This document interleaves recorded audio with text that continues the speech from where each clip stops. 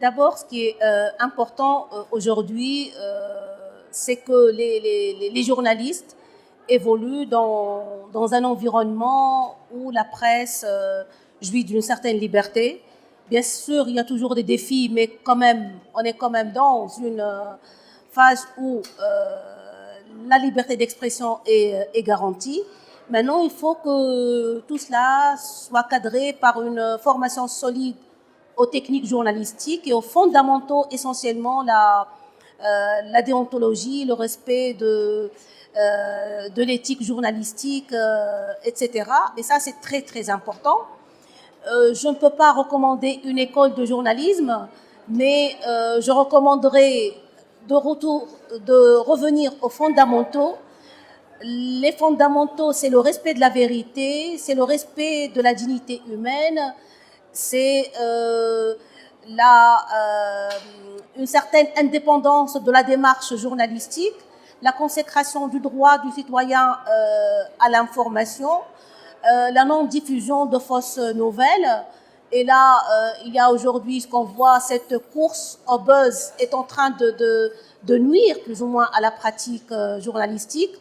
Donc, les formations au journalisme doivent tenir compte de ces paramètres, doivent tenir compte de ces dimensions.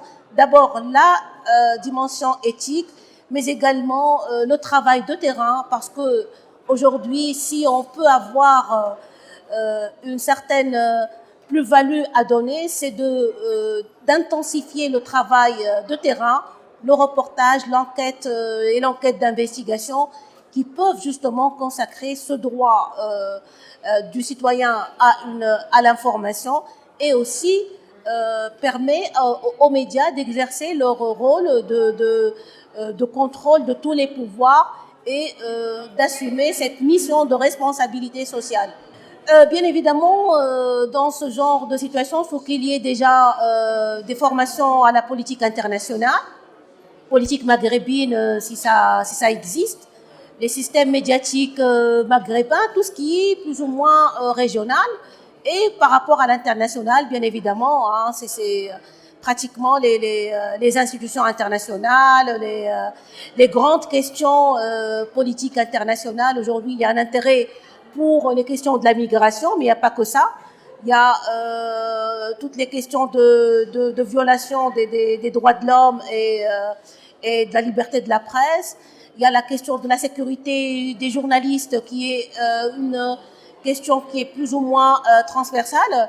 Donc, tout ce type de formation pourrait donner aux journalistes des outils et un bagage pour avoir justement une certaine compréhension des questions internationales.